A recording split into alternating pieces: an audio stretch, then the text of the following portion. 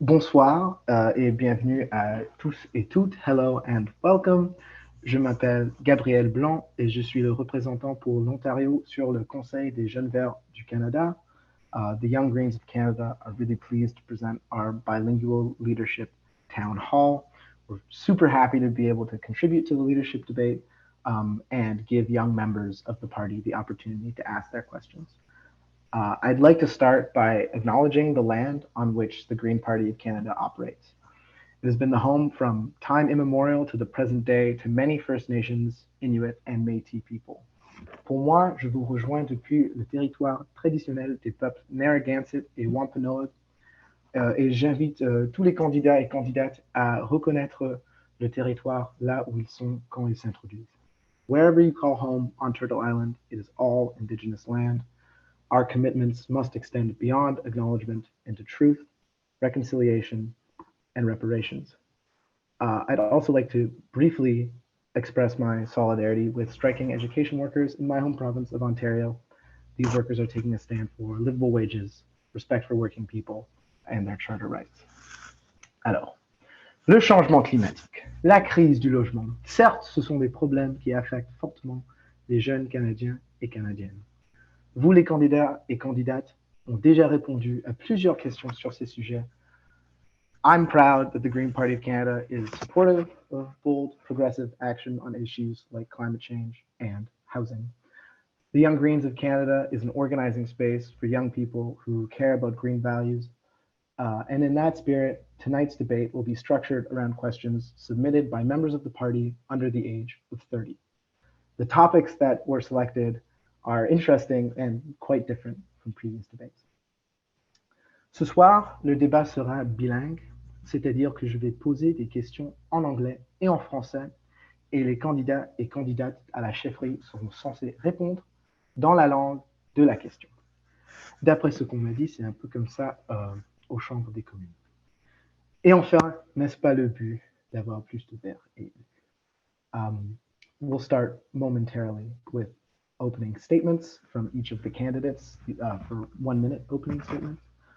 There will be 4 questions, all of them submitted by Young Greens from across the country. 2 questions seront posées en français et 2 questions en anglais.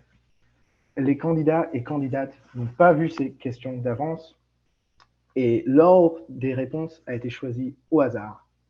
Pour la première question, nous allons commencer avec Anna, suivie par Simon, Chad, Jonathan, Sarah et Elisabeth. Malheureusement, en fait, Elisabeth va être un peu retardée parce que elle vote au moment où non, elle vote pas, mais elle est pour l'instant dans la Chambre des communes à Ottawa. Elizabeth will be joining us a bit late because she is currently in the House. Alors, je m'excuse. L'ordre va changer avec chaque question.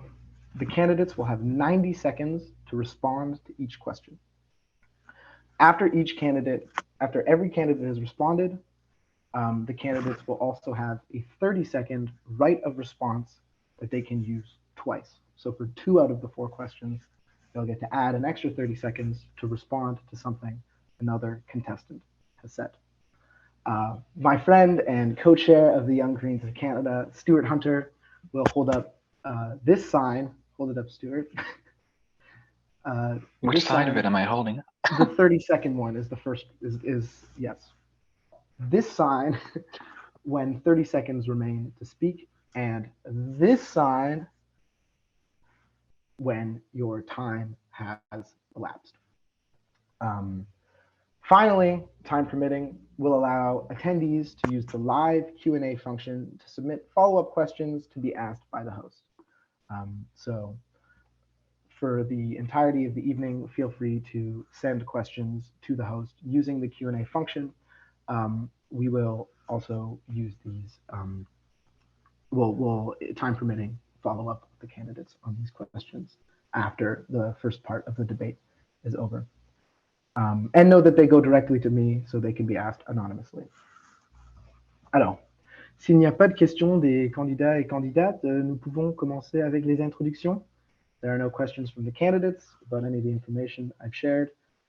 We can begin with opening statements in alphabetical order. by last name. Starting with 1 minute for Sarah Gabrielle Berg. Salut, merci. I am coming to you tonight from Ottawa, which is shared Algonquin First Nation and Anishinaabeg First Nation territory. And the Anishinaabeg Nation is made up of the Three Fires Confederacy of the Ojibwe, Odawa, and Potawatomi peoples. I'm a high school teacher. I teach most often on reserve with high school students up to adults. And I'm really excited to be here. My campaign team is very young. I'm young at heart. I have a podcast that I'd like to let Young Greens know about. I'm very happy to be in this room. I wish I could have podcasted out of this room when I was doing mine. It's called Radioactive in all caps. And I'm also a creative writer. So those are some things that that people don't know about me in the race so far. Thank you very much, Sarah. À vous, Simon. Oui, bonjour. Merci, Gabriel. Alors, moi, mon nom, je m'appelle Simon Gnocchini-Messier, donc je vous parle de Gatineau, qui est situé en territoire non cédé algonquin-anishinaabe. Alors, je suis un social-démocrate. Je m'implique dans le Parti vert parce que je crois que c'est important d'avoir un parti fort qui se situe à gauche et qui prend en considération les changements climatiques et la justice sociale. Je pense que les deux vont de pair. That's why I'm in politics, because I want to help, I want to make things better, and I want us to understand that we're on a planet that we need to respect, and for that we need to limit the growth of materials thing and increase the growth of our knowledge and our spirit. And I think that the Green Party has all the principles to do that and to go forward and to make this place a better country. Thank you. Thanks very much, Simon. Go ahead, Anna. OK, merci Gabe et bonsoir à tous. Et merci aux Jeunes Verts pour nous accueillir ce soir. I'm calling you today from my home in Ebbsfleet, which is also known as Prince Edward Island, and it's one of the 7 territories of Mi'kma'ki. The land has been governed by the Peace and Friendship Treaties since those have been signed, and it's been since time immemorial the land of the Mi'kmaq. I was very excited to be invited to the Young Greens debate because my involvement in politics began within the youth climate movement. À l'époque où j'étudiais les sciences et l'économie à l'université, j'ai rejoint le mouvement étudiant pour le climat et l'environnement. I learned about deep democracy through participation in protest and direct action climate camps. The international youth movement is how I met my husband, and a young Australian ended up living in Canada. And in the years since then, I've worked for Greenpeace International and 350.org, concentrating on climate justice. Looking forward to the debate tonight. Thanks very much, Anna. And next up would be Elizabeth, but instead we'll skip straight to Jonathan. Merci beaucoup, Gabriel. Merci aux Jeunes Verts de nous accueillir. Je vous appelle aujourd'hui de Tiohtià:ke, sur le territoire non cédé des Kanien'kehá:ka, aussi connu sous le nom de Montréal. I'm super thrilled to be here tonight because young people are at the heart of the political action that we need to bring forward in Ottawa. I'm 32 years old. I'm the youngest candidate in this race. I started out as an activist when I was 14, 15, following a film that I saw, a film on genocide, which brought me to give conferences in high schools and led me eventually to start a journalistic career. When I was 17.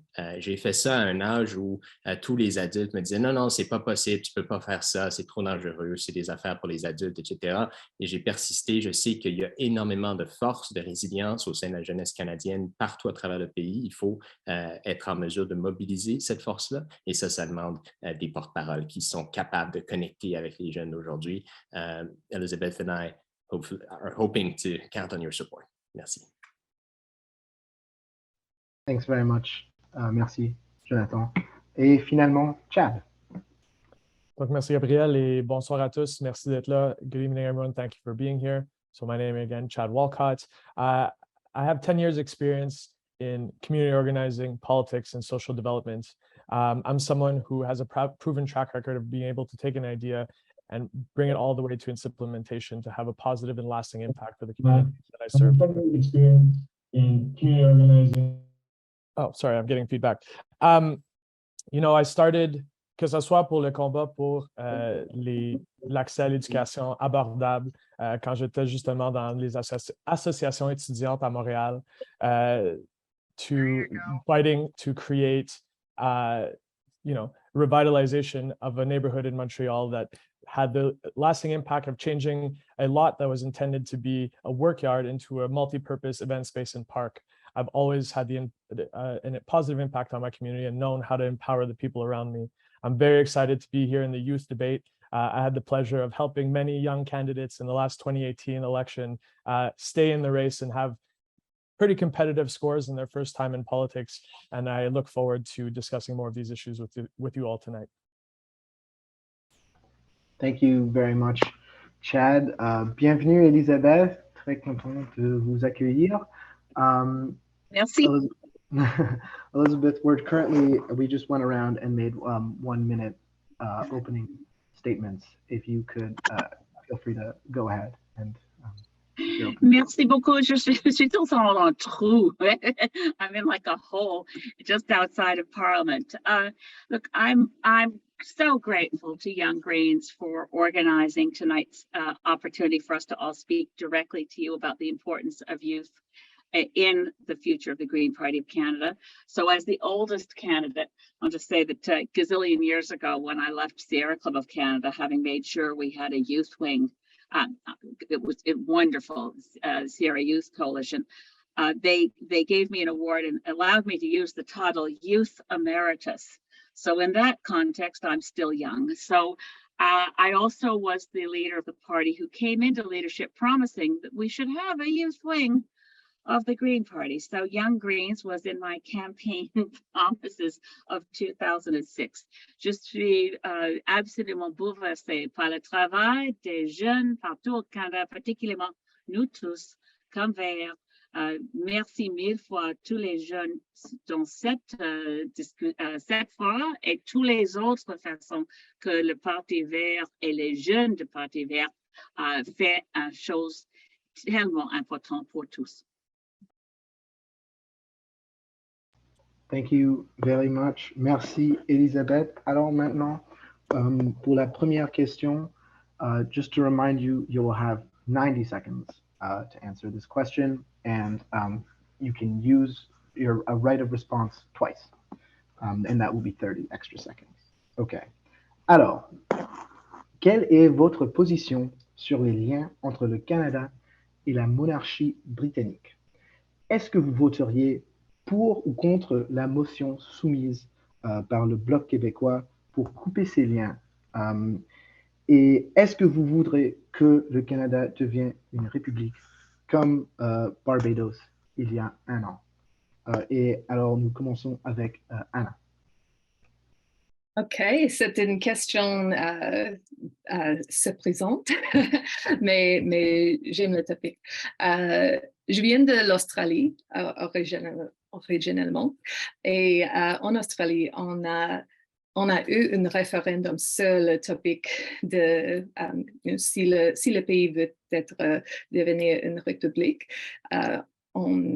juste avant l'année 2000. Et à ce temps-là, j'ai soutenu la proposition de couper le lien avec la monarchie britannique. Australie, comme le Canada, est un pays, les deux pays sont bien indépendants maintenant. Notre économie et notre culture sont indépendantes. Et je crois que c'est le temps pour le fait. Bien sûr, ce n'est pas vraiment une priorité pour moi, mais c'est la question de le vote. J'ai bien noté que Elizabeth et Mike Morris a voté une pour et une contre la motion du Bloc québécois. Et moi, j'aligne avec le vote de Mike Morris. C'est tout pour moi. Merci. Merci Anna. C'est vrai, j'ai noté avant que nous avons plusieurs questions surprenantes ce soir. Alors, Simon. Oui, alors, moi, j'aurais voté pour l'abolition là, de la monarchie, la création d'une république. Je pense que le Canada est rendu mûr et assez mature pour voler de ses propres ailes et de couper le lien avec la monarchie britannique.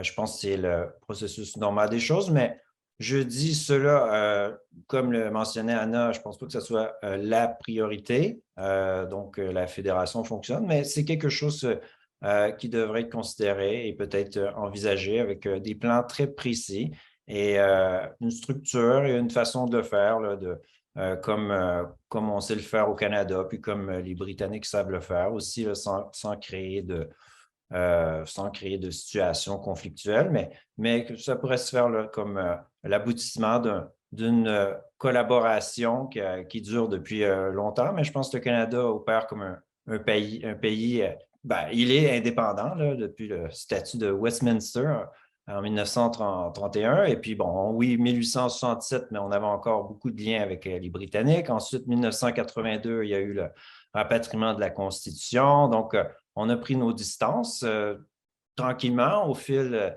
du dernier centenaire et puis depuis la Confédération. Donc, je pense que c'est sûrement la prochaine étape quand les Canadiens seront prêts et sont prêts à aller de l'avant.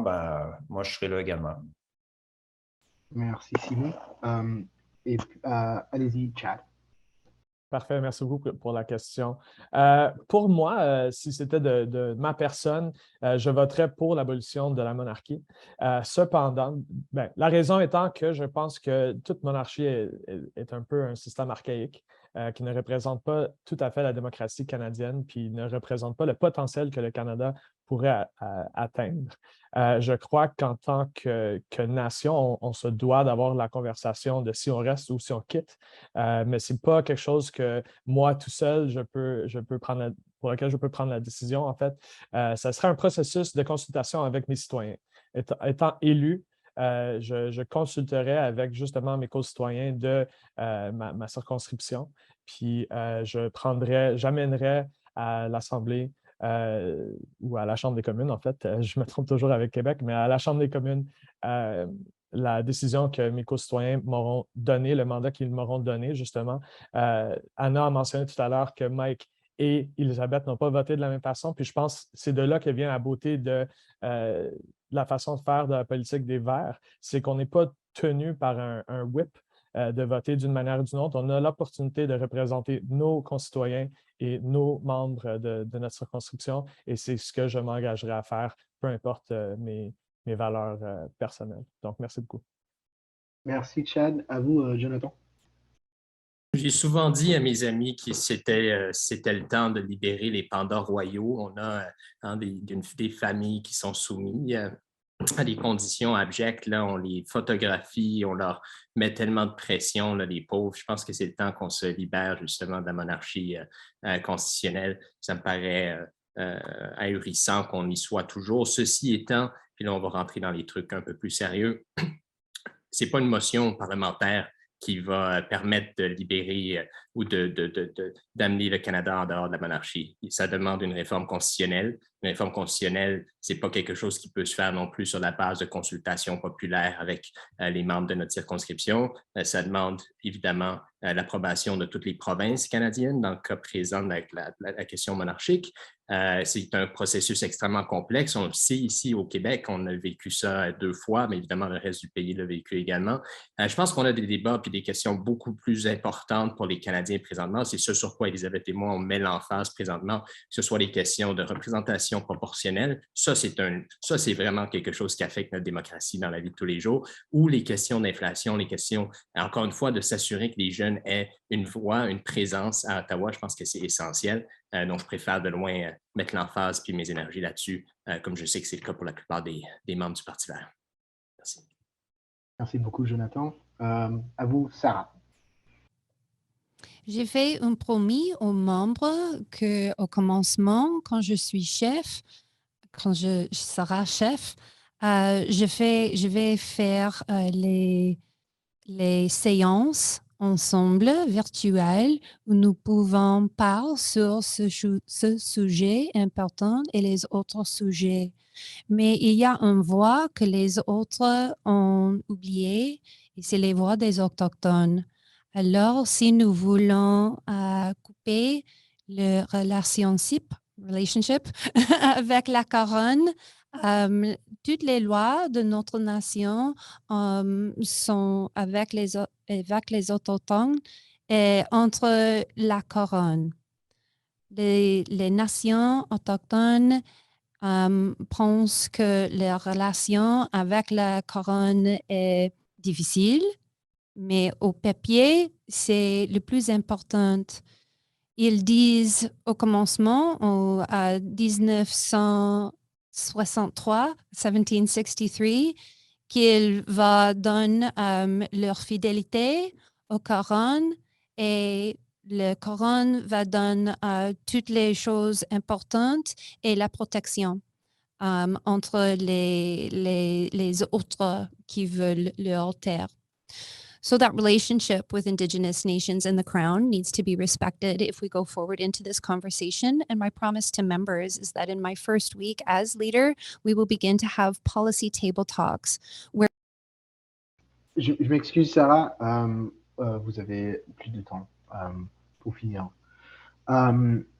Et puis, finalement, Elisabeth, allez-y.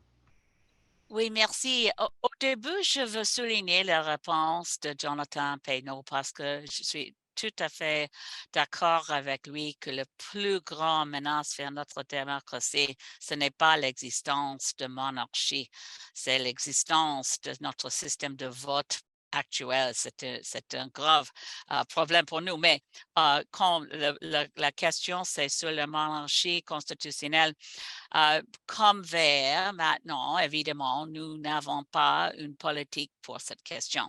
Pour moi, dans le Parlement, il y a seulement quelques semaines, j'ai voté contre la motion du Bloc et j'expliquais que la raison pour laquelle j'avais voté contre, c'est à cause de la faiblesse de la motion du Bloc. J'ai demandé à Yves-François Blanchette dans le Parlement, qu'est-ce que c'est son alternative, l'alternative du Bloc? Parce que maintenant, nous avons un chef d'État, le gouverneur général, puis aussi absolument séparé, le chef de gouvernement, le premier ministre. Qu'est-ce que c'est la position du Bloc? D'avoir tous les deux en même personne, comme aux États-Unis, ou est-ce qu'il y a une autre proposition? Il n'y a pas une seule réponse. Moi-même, je pense qu'il y a les bénéfices d'avoir une monarchie constitutionnelle, mais je veux attendre la décision des membres du Parti vert. Merci, Elisabeth. Alors, est-ce qu'il y a quelqu'un d'entre vous qui voudrait répondre, utiliser un de vos réponses pour cette question et ajouter 30 secondes? Seeing none, we can move on to the next question. Unless, Simon, was that you unmuting yourself to speak? Non. Non, d'accord. Alors, for the next question, this one in English. This was submitted by a young green from Ottawa who asked, on election day for this leadership race, how will you rank the other leadership contestants on your ballot? Who will you rank second, or for co-leadership candidates, third? And for this question, we are going to start with Sarah.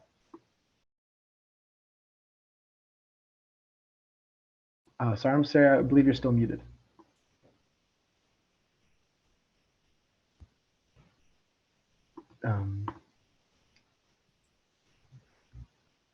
Sorry, Sarah, it's you're muted on Zoom currently. Right? Et maintenant, vous pouvez m'entendre? Oui. Bien sûr. Yeah, this race has been really difficult. I guess I'll vote for myself first, then I'll vote for Elizabeth, then I'll vote for Elizabeth in a Jonathan Pednell mask, then I'll vote for Anna, then I'll vote for Anna in a Chad Walcott mask, and then I'll vote for Simon. It's been a big question. We've talked about dual leadership just in this last policy development, and I've been a member since 2005. I deeply value our process whereby the members control this party. I've been actively involved. Elizabeth can tell you, I'm sure, that I've been actively involved in our policy development process since 2005, every other year. I'm the one who proposed that we move that policy process development into annual, and members voted for that by 83%.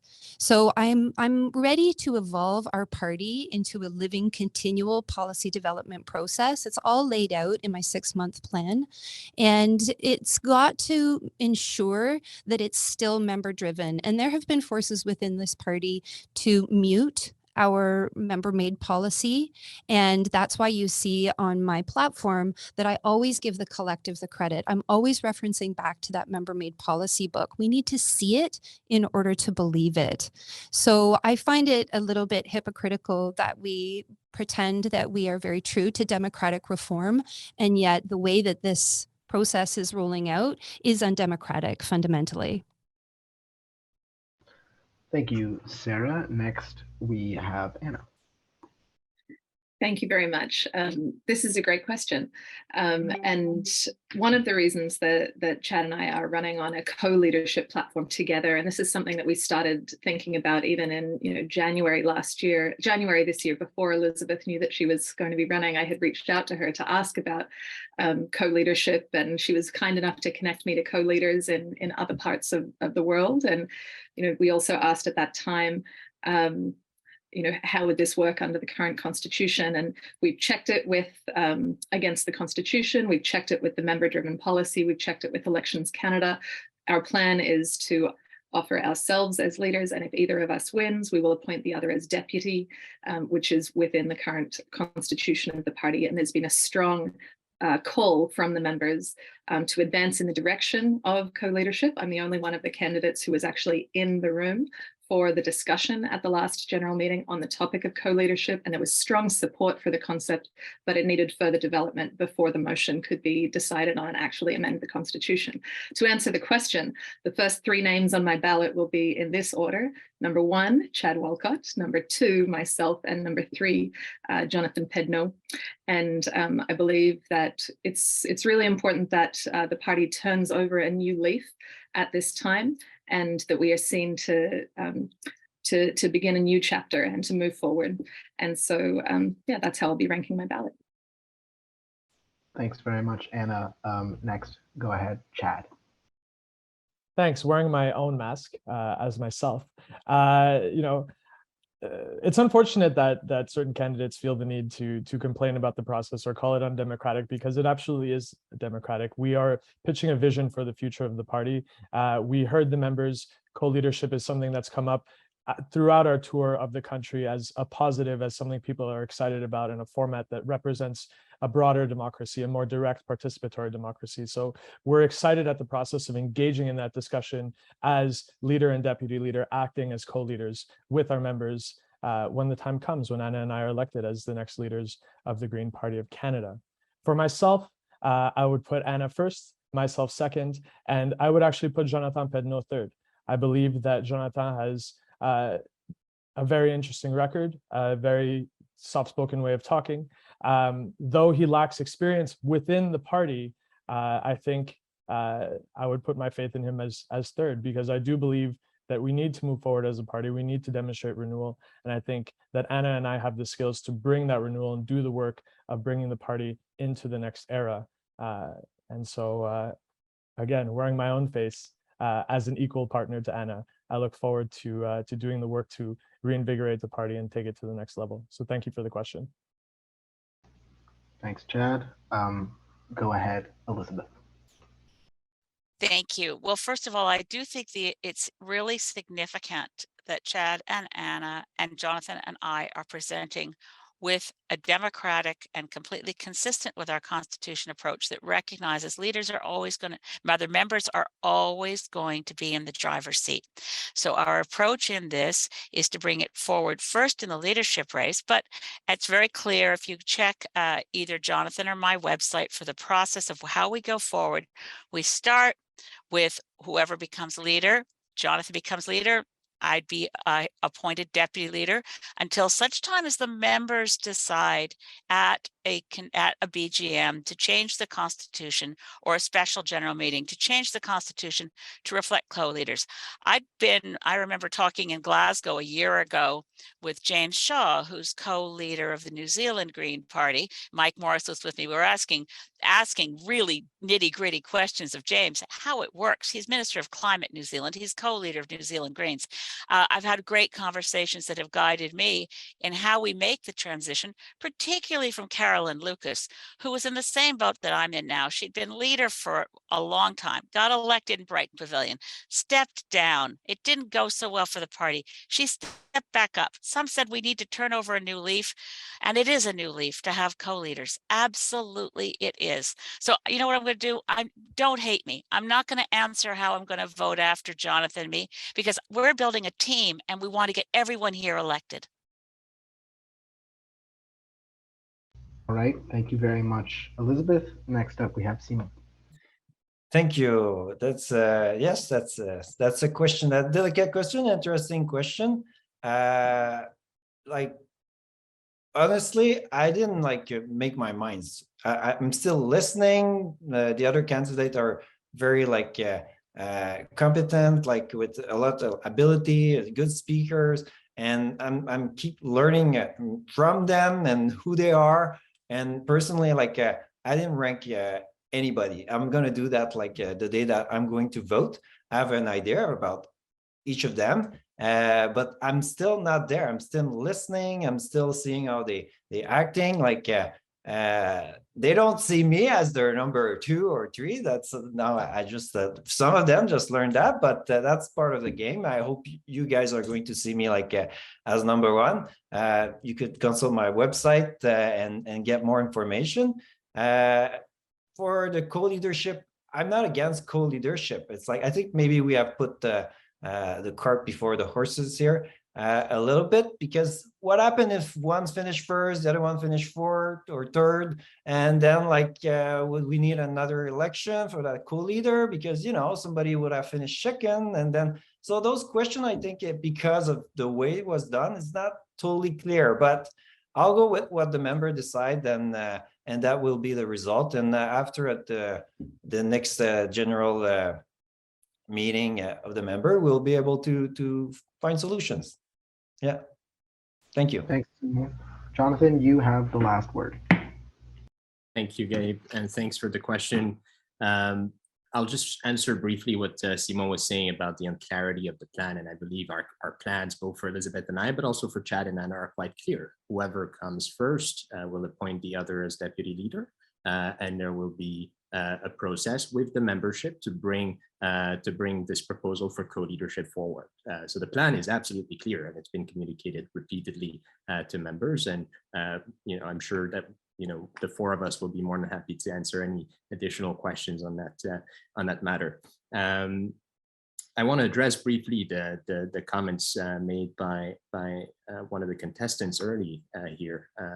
We have two individuals of color, as it happens, who are being called as putting on someone else's mask. I find that fairly interesting and strange. I'll say from my end that I have the utmost respect for all the members, all the contestants here. We're all people who have put our lives on hold for the duration of this career. Some of us, well, not me, but Anna has children. Elizabeth is in Parliament. Chad had to quit his job for a little while. Sarah has also had to quit her job for a while. Simon as well, and the same for me. So I have the utmost respect for all of you guys, and I hope that we'll be able to work together after November 19th, regardless of the result. Thank you. Thanks very much, Jonathan. I said you had the last word, but if anyone would like to respond, you can raise your hand either in real life or digitally. I saw Sarah's hand and Simon's. Is anyone else also hoping to respond? I think we'll take them all at the same time. That way we're not always constantly responding to one another. It seems that for this question, it will just be Sarah and Simon who are using their right of response. I saw Sarah's hand first. You can go ahead. This is the problem in the Green Party of Canada, is that we are playing around with our own rules. If you want to change the Constitution, then as a member, you make a proposal like the others are saying. But that's not what they're doing. They're playing fast and loose with those rules. They're using the gloss and glamour of this race to make it fundamentally undemocratic. I like all of the other candidates. I'm really looking forward to working with all of them.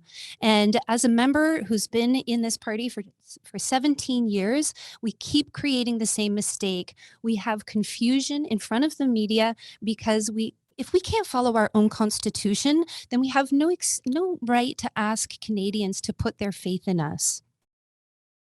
I'm sorry, Sarah, I had to cut you off. You were over time.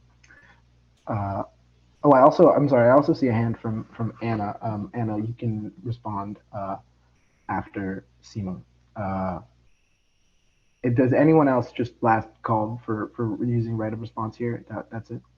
Fantastic. Okay, go ahead, Simon.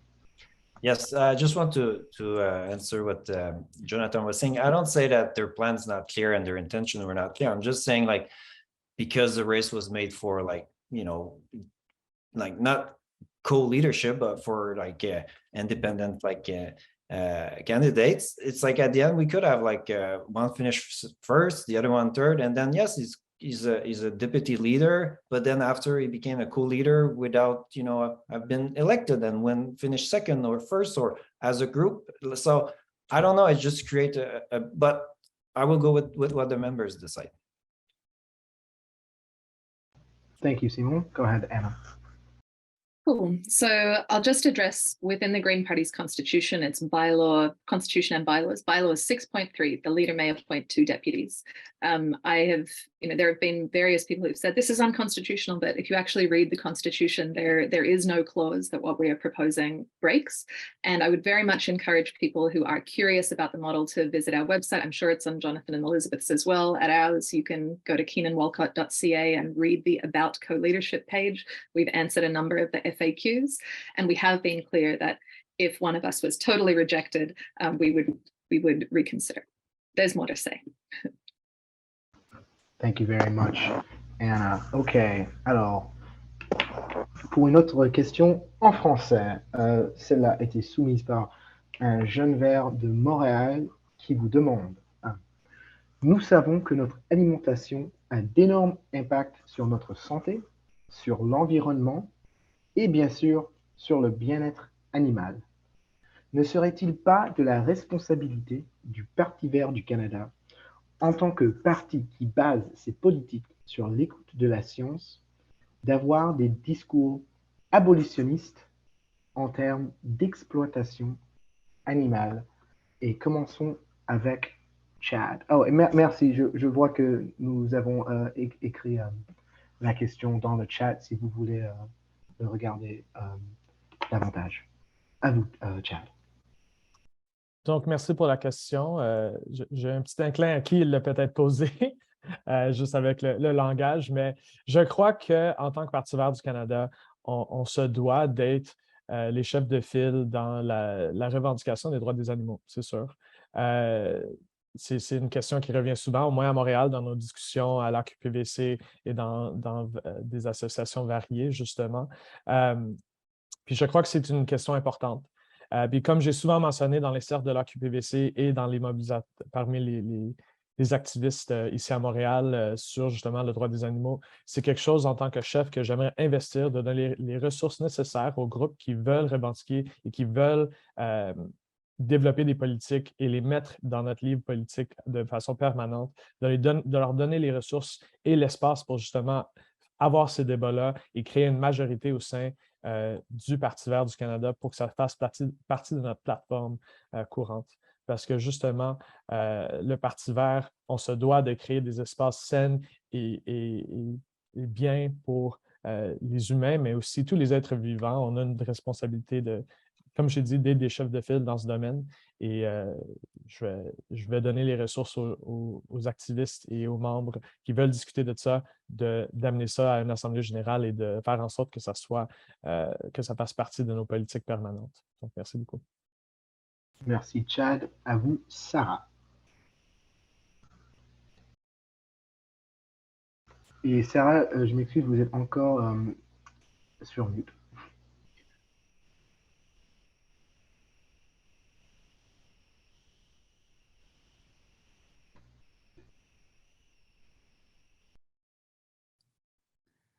Tu m'écoutes maintenant?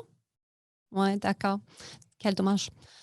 Oui, l'alimentation est importante pour notre santé, mais pour la plupart, les Verts parlent sur le sujet que l'alimentation est importante pour la planète. Oui, les industries, agriculture des animaux, des vaches, pour la plupart des vaches, et détruire notre environnement au Canada et à autres places. Alors, les deux sont connectés. Peut-être le même aux quelques places, aux quelques écologies. Mais je sais que nous devons faire les tables politiques virtuelles chaque semaine pour faire un plan d'alimentation pour tout le pays qui est prêt pour la crise climatique. So we need to have policy table talks talking about a national food security mandate. And that's one of our superpowers in the Green Party of Canada is that we have a lot of farmers. We need to get them together talking about local food security and talking about how to be climate crisis ready. And that will go hand in hand with talking about our health. Because the systems that are bad for the planet are the same systems that are bad for our bodies. Merci, Sarah. Et puis, nous avons Anna. Merci, Gabe. Oui, c'est une bonne suggestion, mais pour une partie qui a la valeur de non-violence, le droit d'animaux et une transition vers une plant-based diet, c'est très important. Pour Chad et moi, nous avons annoncé notre priorité politique la dernière semaine. Et dans notre liste de priorités, nous avons dit d'encourager la transition vers une agriculture et une nutrition à plus faible teneur en carbone et à baser les plantes en modifiant les subventions et en réglementant et en tarifant les émissions de méthane provenant de l'agriculture animale de la même manière de le dioxyde de carbone provenant des combustibles fossiles. Nous savons que le troisième plus grand secteur de l'émission sont l'agriculture animale et donc on doit concentrer sur ce secteur et avoir un vrai plan qui est efficace pour réduire les émissions et une transition vers l'agriculture basée sur les plantes est une transition qu'on doit soutenir. Merci beaucoup, Anna. Allez-y, Simon. Oui, merci pour la question. Tout à fait, il faut revoir notre façon de cultiver. Il faut éliminer l'agriculture industrielle et puis implémenter le droit des animaux qui existe. On a vu au Québec, là, il y a des droits des animaux qui existent pour les animaux domestiques. Maintenant, ça pourrait être aussi là, allongé à d'autres animaux, inclure les animaux d'élevage. Je pense qu'il y a beaucoup d'abus qui se font de ce côté-là. Il faut y aller par transition. Bref, mais je suis entièrement d'accord avec le fait qu'il faut se diriger vers une agriculture basée sur les plantes et puis de revoir nos façons de faire on a vu l'industrialisation de l'agriculture qui utilise une force de transformation incroyable et qui fait beaucoup de transformation là, à la terre, qui élimine les forêts. On cultive de plus en plus de céréales pour faire de la viande. Et puis, de nos côtés, c'est un cercle vicieux dans lequel on est pris. Maintenant, c'est de voir comment arriver à transformer tout ça vers une alimentation plus éthique, humaine et aussi le meilleur pour la santé. Donc, c'est des questions qui sont là, qui doivent être discutées, débattues. Et moi, je suis entièrement d'accord pour le droit des animaux, nous assurer là, qu'on les respecte et que ce droit-là évolue aussi. Là. Il faut créer cet univers où le droit des animaux va évoluer avec des jurisprudences et on va aller vers une situation beaucoup plus humaine. Merci. Merci, Simon. Allez-y, Elisabeth. Merci. Toujours, on doit commencer avec un revue des politiques actuelles du Parti vert qui sont acceptées et adoptées par les membres du Parti vert. Et dans cet enjeu, nous avons plusieurs des politiques. Ce n'est pas au contraire de la question sur la monarchie constitutionnelle. Ça, c'est maintenant une question avec beaucoup de politiques bien informés et forts.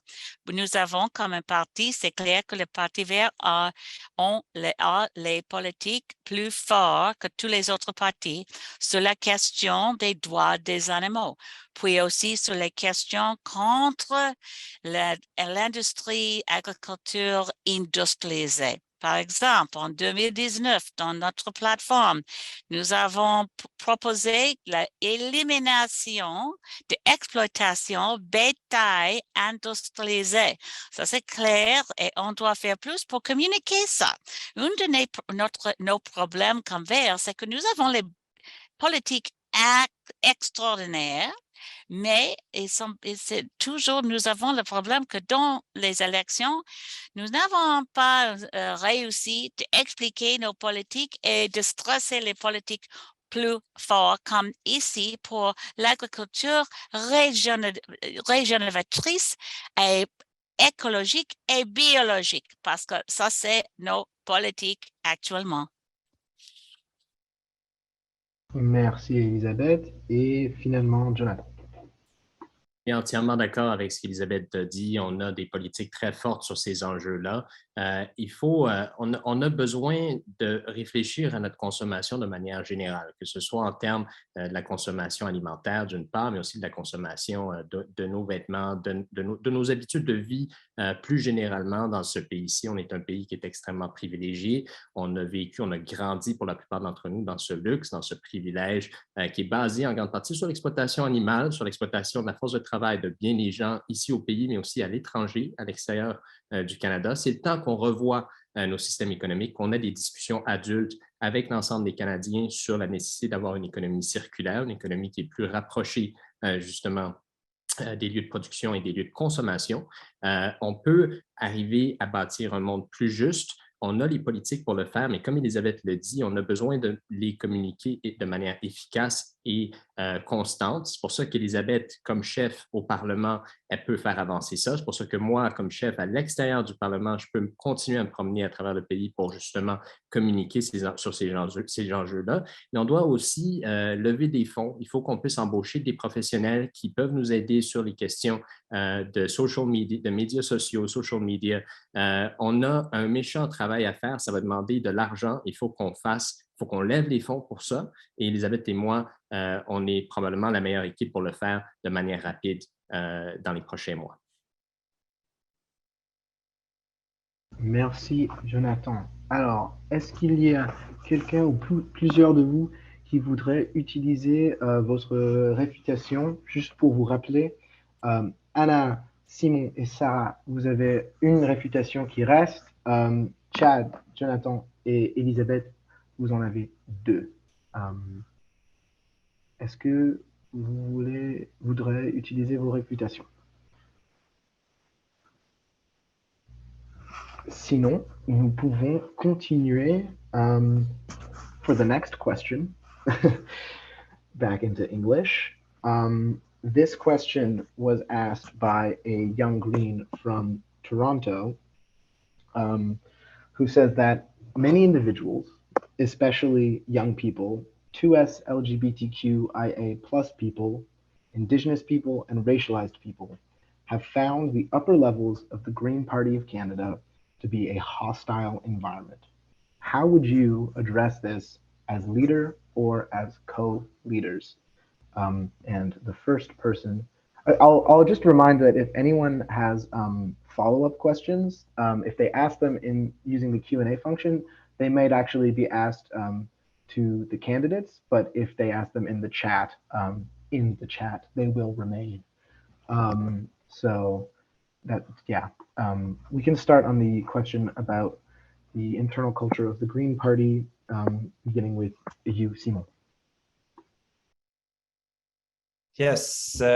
So first you need to be a model, and that's what I tend to be. Like, you need to act properly and show how to behave. And in a relationship with all the people that are already there, we need to interact properly. I will go toward everybody, meet all the employee as a leader, meet all the EDA, and really interact with everybody and be a model and make sure that we understand that we need to work as a team, and that there's no place for hostility. There's no place for attack. There's no place for so bad joke that are not, really, that are out of line. And it's a place where we're trying to build, and that we are building a movement that will like change Canada. And so there's place for science. There's place for, yes, for Georgia of sharing knowledge and going forward to find solution and to make sure the policy that the members have voted that go forward, and make sure that we're able to elect more MPs and get into the government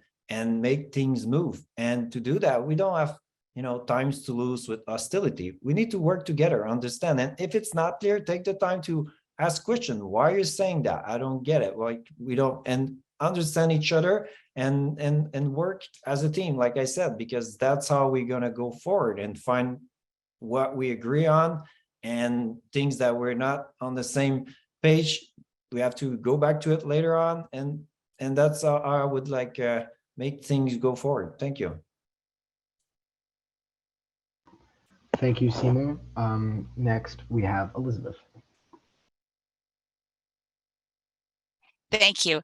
I think it's an excellent question, and thanks to the Toronto Young Green who asked it. It's really critical that in reflecting our green values, one of which, of course, is respect for diversity, that we walk the talk on this and look at our history. I don't know how many of you know that the Green Party of Canada was the first party in Canada to call for equal marriage. The first same-sex couple to get married in Vancouver, who are dear friends of mine and very active in Vancouver Greens, Anthony Pochino and Tom Graff, have told me about the times that they used to bristle at the way the NDP claimed credit for being great champions of same-sex marriage and same-sex rights, and they knew it wasn't true. So just saying, we have a history, we have values, so we have to walk the talk and practice good allyship. I've spoken a lot with people who have felt unsafe, who have felt hurt in this process, and the best advice I've had is from our current interim leader, Amita Kuttner, said, it's not just safe spaces we need. That may not be the right language. It's accountable spaces.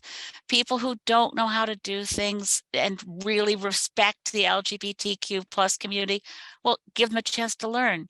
It's only if they show that they're really actually phobic, unhelpful, and not allies that we should make any effort to make someone feel shunned. I mean, shunned may be too strong a word, but the accountable spaces notion is the way out of any difficulties we may have had in the past. Thank you, Elizabeth. Following that up will be Anna. Well, I fully agree with the notion that we need to build accountable spaces within the Green Party. And something I have spoken about with Amita and with other Greens. I'm aware of a great number of people who've left our council spaces or positions on senior district association members who have left. And I think it's an immense shame, and it's a strategic waste on the Green Party's part. We attract many, many people of very diverse backgrounds because of the strength of our policy and our vision for the country. And it is an absolute shame to see them walk away because they feel like they have been marginalized within a party that espouses these values of inclusion. I'll share a story here. I was an elected workers representative at one of my past workplaces, and we did the work to create accountable spaces there. It involved having very strong corrective action policy, anti-harassment policy, anti-bullying policy. I have to give credit to, I believe his name is Eric Gilmore, who brought forward the anti-harassment policy from the Ontario Greens. He lifted it up to the Canadian Greens convention, or the last general meeting that we had, and it was approved by members. It needs a further vote, but we're heading in that direction. And when I see those policies written in stone and then implemented, when people have complaints, they are investigated and acted upon, it opens the door for learning, for restoration of relationships, and that's the direction we have to go. Thank you, Anna.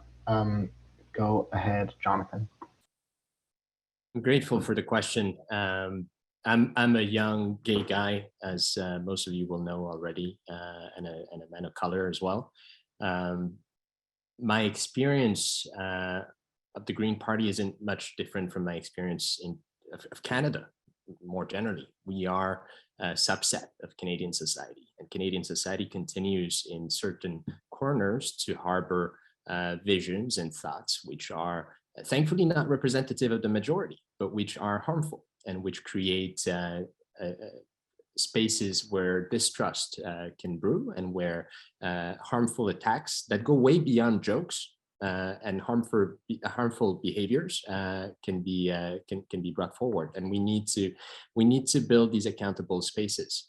The Green Party isn't alone in that. I worked for 6 years with Human Rights Watch, one of the most prestigious human rights organizations. And we were tackling with these issues, with JEDI issues, justice, equality, diversity, and inclusion. And all too often in political parties and in social organizations alike, we espouse a vision that is akin to tokenism. And we need to move past that. But we also need, as young, diverse people, to understand that this is a tough world. And the harm and the difficulties that we face, they make us stronger. They make us stronger, and we need to use that, tap into these resources, and shine. And I'm hopeful that I can provide some inspiration in that. Thank you, Jonathan. Take it away, Chad. Thank you very much for the question. So, multiple candidates here have mentioned that we need to create a culture of accountability in the party, and that's completely right. We absolutely have to create a culture of accountability where harmful behavior is dealt with. We need to apply restorative justice models to that, but a key part of restorative justice models is recognizing when harm has been done and taking account of that. We also have to lead with respect in our party, whether we disagree, whether it's on issues of identity or other, we have to respect one another and lead with that respect.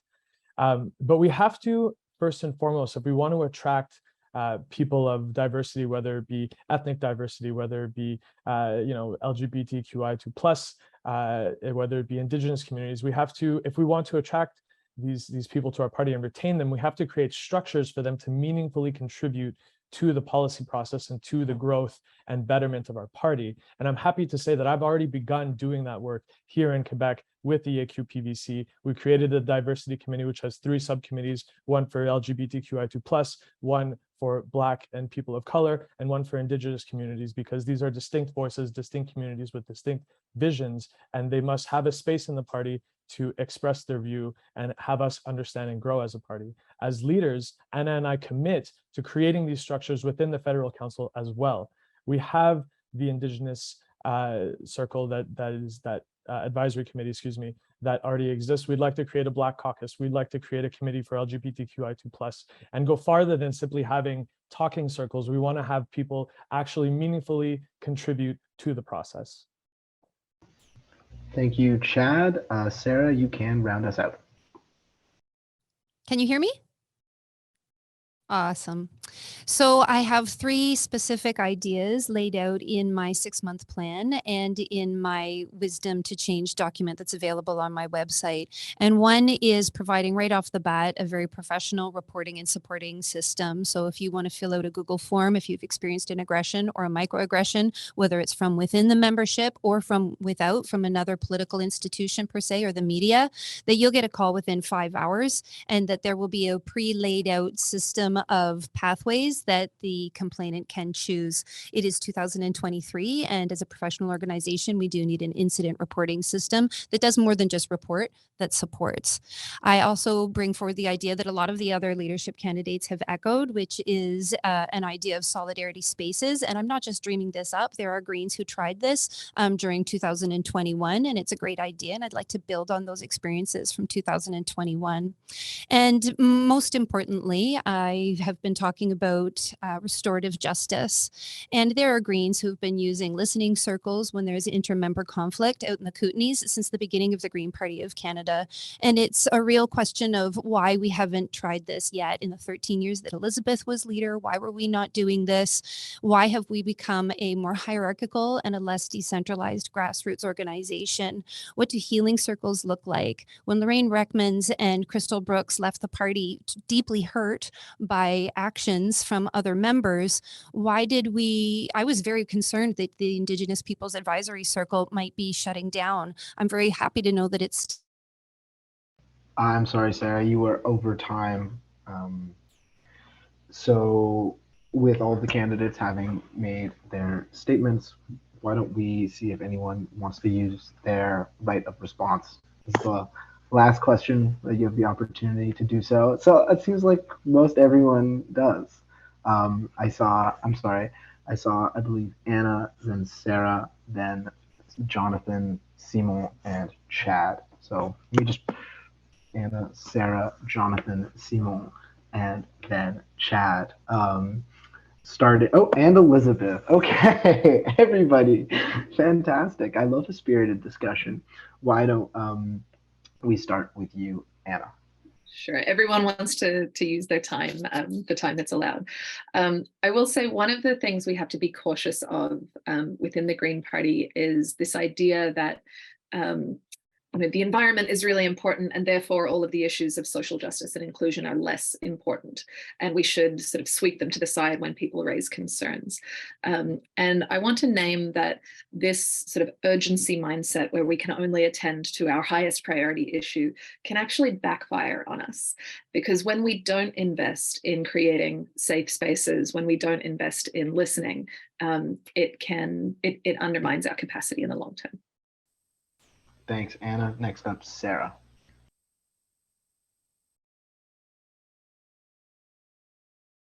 I apologize, Sarah, you're still muted from before. That's okay.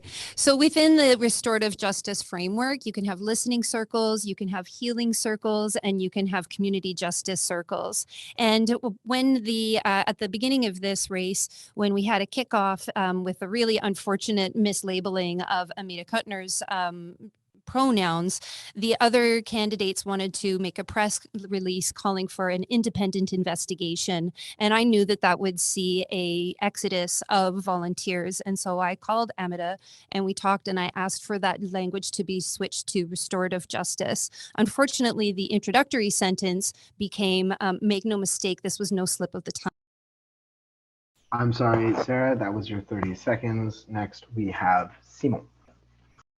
So I'm a public servant. I work with dozens. I have employees. Like, process are important, but that's not the day-to-day work. Day-to-day, it's culture of the place. It's how people interact with each other. That's the most important. Like, we don't want to go to those process. We want to solve like the things right there in the moment, say misunderstanding. And if yes, there's a really bad behavior and something that's very wrong, we're gonna need to address it with like the proper process. But it's like day to day, the culture we want to bring in the organization, that's what gives the rhythm, that's what brings us forward. Thanks, Simon. Jonathan, go ahead. Okay, I've my entire career has been built on listening to people, listening to abuse, and documenting it and finding solutions to that abuse in order to achieve accountability. I do believe in restorative justice process, but that cannot happen as a way to simply exclude any responsibility from certain individuals. I want to point out here that in this call, you, Sarah, have been using certain terms and saying certain things that are very akin to the types of microaggressions that you just discussed. I do hope that I'm able to get a call within 5 hours from you on these issues. Thank you, Jonathan. Chad, go ahead. So I'll also say that I've spent my career uplifting young people of color and putting them in and doing my best to elevate them to positions of decision-making power and decision-making spaces. In fact, I was part of the group of 30 here in Montreal, which is a group that takes people of color who have experience in boards and uses us as ambassadors to get other people of color to join and learn about the process. What I'll also say is only one of the candidates here was called out directly by Lorraine Reckmans for having insulted her, and that was Sarah Gabrielle Baron, none of the rest of us. So if we're going to talk about accountability, then we should start by looking in the mirror. Thank you, Chad. Elizabeth, you'll have the last word. Thanks so much. And I'll try to be brief, but I think it's really important that this leadership race be the anti-Pierre Poilievre. I mean, we have been, unlike the Conservative Party leadership race, holding each other up, supporting each other. And if I answered this question fully, I'd be pulling back to, oh, I did this and I did that, and it was all great. We all have to work together. We have to stick together. We have to build a team that gets elected to Parliament together. And in that, I worry about this last little round, and I don't think we organize with urgency on climate change without social justice. Okay, thank you, Elizabeth. That is the end of the formal questions that have been submitted.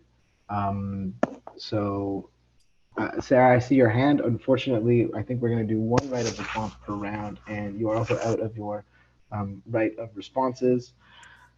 Concluons avec les closing statements. Alors, vous auriez tous 1 minute pour conclure, et nous allons faire les remarques de clôture avant le Q&A, juste parce que on a les interprètes que pour 5 minutes qui restent. Alors, pour les remarques de clôture, on va faire l'inverse de l'ordre pour les introductions, c'est-à-dire nous allons commencer avec Chad, suivi par Jonathan, Elisabeth, Anna, Simon, et puis finalement Sarah. Chad, you can go ahead with your 1 minute closing statement, starting now. Thank you, Gabriel. Donc, merci à tous d'être là avec nous ce soir. Désolé si j'ai perdu un peu la patience. J'ai quand même des limites. Anna and I come to the table with 25 years combined experience in governance, conflict resolution, and mobilizing capacity. We have toured the country from coast to coast and heard that members want a message of renewal, that we want to move to the next step and we want to take the party to the next level. We believe that we have the demonstrated skills to do that, as well as the know-how and a solid plan to execute. We have demonstrated throughout our careers that we're able to have long-lasting positive impacts for the communities that we serve, and we absolutely look forward and are ecstatic at the opportunity to be able to serve the members of the Green Party as co-leaders and put our experience to work, improving the party and electing 12 MPs so that we can get things like proportional representation, bold climate action, and the well-being economy done for Canadians. Thank you very much again, all of you, for being here with us tonight.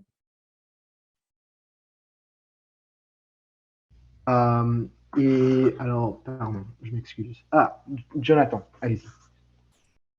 Un grand merci pour l'opportunité de nous présenter à vous tous.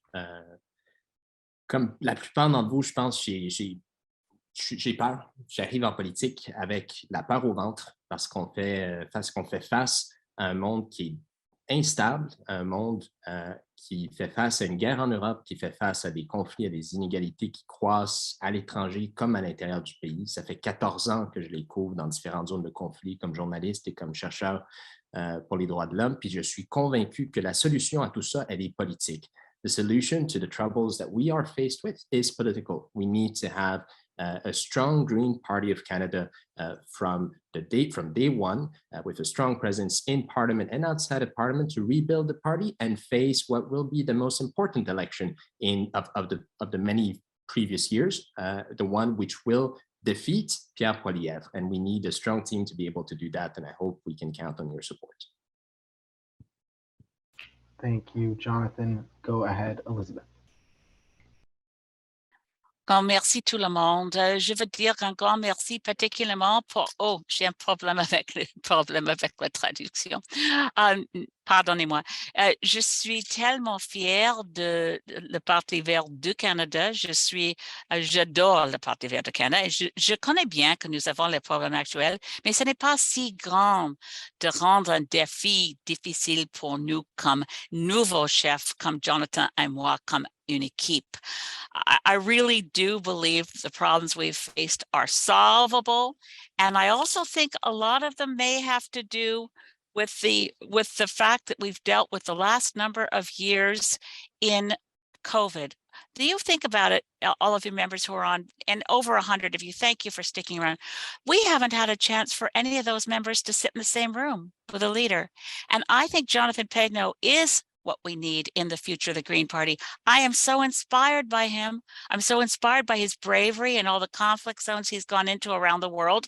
And I'm confident that with my experience and his innovative approach, we are going to be able to elect a lot more Greens in the next election. Thank you, Elizabeth. Next up is Anna. OK, merci Gabe et merci à tous et à toutes pour être ici avec nous. We only have a minute, so I'll keep it brief. If you're looking for experience, Chad and I have experience. We've been around the party for years. We've been growing our EDAs. We've run in elections. We've achieved strong results when we've run in those elections. I've been in the top 6 candidates nationwide in the last 2 elections without being chosen as a target to win. Chad was, the second strongest Green in Quebec when he ran there. So if you're looking for electability, we have it. If you're looking for how to build a Green team, we have it. If you're looking for people who are long time committed to the party, we're there. And we're ready to be chief spokespeople in the media. If they call it, news for a reason, if it's not new, it's not news. And we are ready to turn the page and take responsibility for the next chapter of the Green Party to come. Thank you. Thank you, Anna. Next we have Simon. Oui, merci d'être là ce soir. Merci d'avoir assisté, participé à ce débat, cette rencontre. Je pense que c'est important. Les jeunes, vous êtes l'avenir. Le Parti vert est là pour vous. Nous, c'est ce qu'on veut créer, un parti qui va travailler pour créer une économie verte. Oui, la représentation proportionnelle qui est tellement importante. Je veux dire, les jeunes sont beaucoup plus impliqués quand ils considèrent que leur vote compte, comme tous les citoyens, puis c'est la représentation proportionnelle qui va nous emmener ça. Je pense que tout le monde est d'accord sur ce point-là ici ce soir. Moi, je pense que j'ai l'expérience. Ça fait plus de 20 ans, je m'implique aussi en politique. J'ai une carrière derrière moi. J'ai des jeunes enfants aussi qui m'ont beaucoup appris à grandir, qui sont très importants dans ma vie. Je vais travailler en collaboration avec mes collègues. Ils vont chacun avoir une place, un rôle à jouer. Ils vont pouvoir emmener leur contribution, leur expérience. Et moi, je suis en mesure de garder le calme et nous assurer qu'on va dans la bonne direction avec les bonnes décisions. Merci. Merci. Et finalement, Sarah, you have the last word. And Sarah, you are on mute.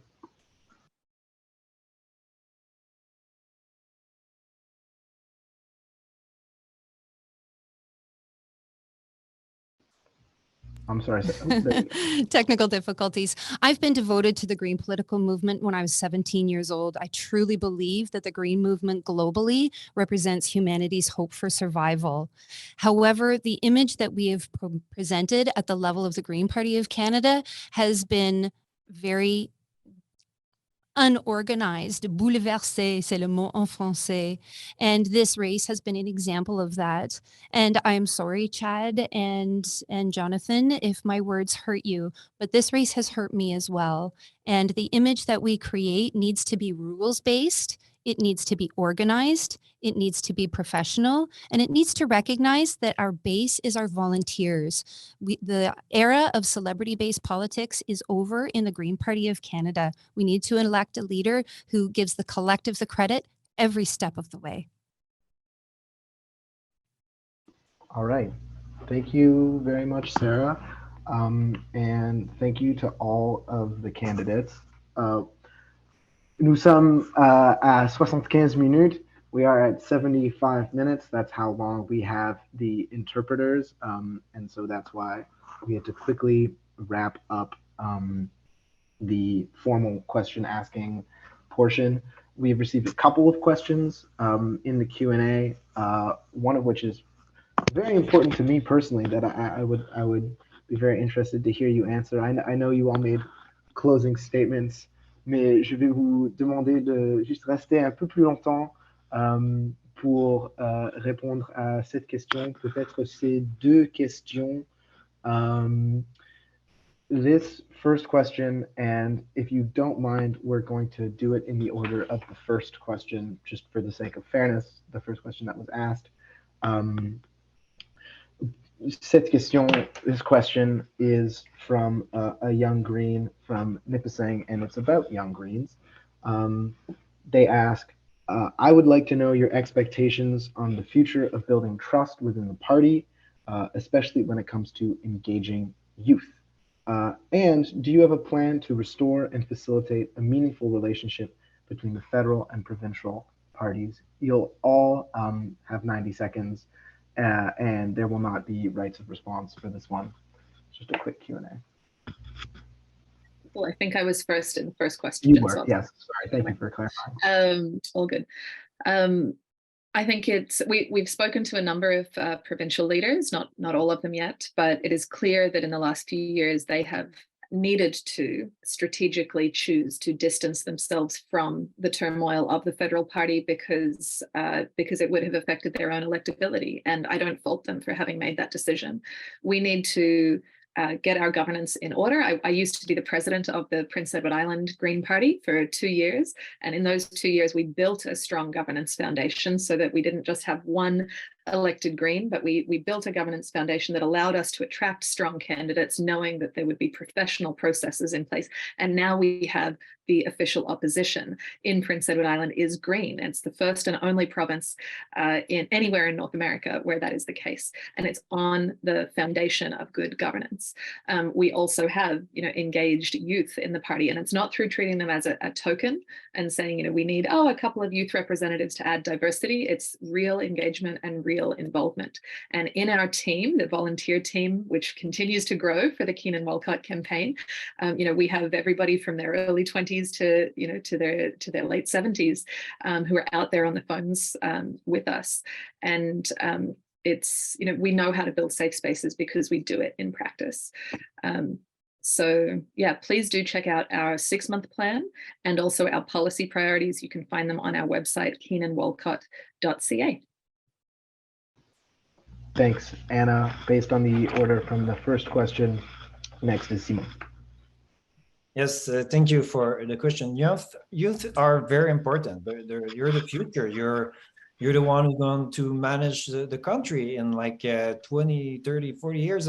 And so, yes, you have your place. It's very important that you've been part of the team and that you're very to bring your experience, your knowledge, your way of seeing the world and to learn at the same time. And it's very important that we put in place a culture where it's just natural to talk to each other, to trust, because trust, you asked, trust, it's what's the most important. Trust beyond each other, trust that we are working for for same principles, some common goals, and that we all there together and work in the same direction or similar direction with, yes, different perspective and way of seeing things, but with communication and understanding and the right culture in the organism, we will be able to keep going forward and make sure that our policy get into the government, we get more MPs, and youth are very important because it's that you're the energy, your life that's coming. You have a new way of seeing things that we need to understand, to know, and then for that you need to share it, and you need to trust that we're there to listen and to work with you. So yes, I will always be there to listen, to understand the best that I can from my experience and my knowledge. Thank you very much, Simon. Go ahead, Chad.